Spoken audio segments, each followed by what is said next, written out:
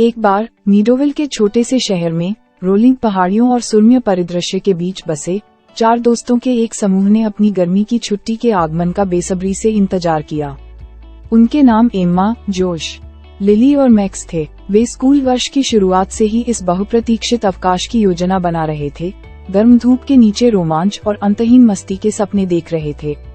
जैसे ही अंतिम स्कूल की घंटी बजी, जो उनकी गर्मी की छुट्टी की शुरुआत का संकेत दे रही थी, दोस्तों के उत्साह पर काबू नहीं पाया जा सका। वे अपने पसंदीदा स्थान पर मिले, एक आरामदायक ट्री हाउस जो शहर के बाहरी इलाके में हरे भरे जंगल के भीतर छिपा हुआ था। वहाँ उन्होंने एक बड़ा नक्शा खोला जो उन्होंने स्थानीय पुस्तकालय से प्राप्त किया था, जिसमें एक दिन की ड्राइव के भीतर विभिन्न गंतव्यों को प्रदर्शित किया गया था।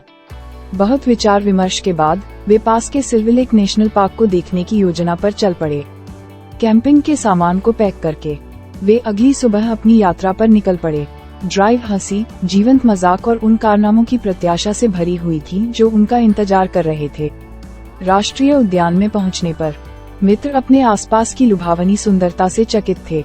ऊंचे ऊंचे चीड़ के पेड़, क्रिस्टल क्लियर झीलें और राजसी पहाड़ जहां तक नजर जा सकती थी, फैले हुए थे। उन्होंने जल्दी से शांत सिल्वर लेक के पास अपना कैंपसाइट स्थापित किया, जहां वे अपनी छुट्टी के पहले कुछ दिन बिताना चाहते थे।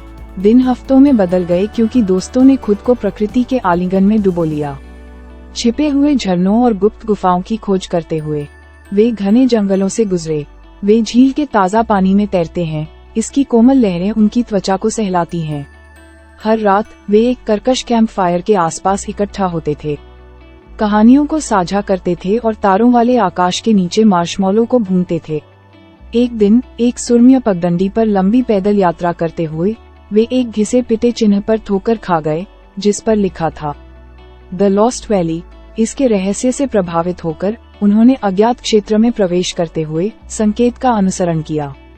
रास्ते ने उन्हें घने पत्तों के माध्यम से बुदबुदाती हुई नदियों के पार और खड़ी चट्टानों तक ले जाया, जब तक कि वे एक छिपी हुई घाटी तक नहीं पहुंचे, जो मानव उपस्थिति से अछूती थी। द लॉस्ट वैली एक ऐसा स्वर्ग था जैसा उन्होंने कभी नहीं देखा था। रंग बिरंगे जंगली फूल घास के मैदानों को सुशोभित करते थे, जबकि जीवंत तितलियां हवा में नृत्य करती थीं। दोस्तों ने घाटी के नुक्कड़ों और सारसों का पता लगाया। एक चमकदार झरने पर ठोकरें खाते हुए एक चमकदार पूल में गिर गया। वे ठंडे पानी में गोता लगाने से खुद को रोक नहीं सके। घाटी में उनकी हंसी गूंज रही थी। जैसे जैसे सप्ताह बीतते गए, दोस्तों ने अपनी यात्रा जारी रखी। हर कुछ दिनों में नए गंतव्य तलाशते रहे। उन्होंने विचित्र तटीय शहरों का दौरा किया, जहां उन्होंने प्राचीन समुद्र तटों पर रेत के महल बनाए और स्वादिष्ट समुद्री भोजन का आनंद लिया। उन्होंने विशाल घाटियों के माध्यम से ट्रैकिंग की, राजसी रॉक संरचनाओं पर अचंभा किया जो लंबे और गर्व से खड़े थे। उन्होंने हलचल भरे शहरों में भी जाने का जोखिम उठाया, जहां उन्होंने विविध व्यंजनों का स्वाद चखा और जीवंत संस्कृतियों का अनुभव किया। उनकी गर्मी की छुट्टियां अविस्मरणीय यादों से भरी थीं। उन्होंने अपने आसपास की दुनिया के साथ गहरे संबंध को बढ़ावा देते हुए प्रकृति के चमत्कारों की सराहना करना सीखा।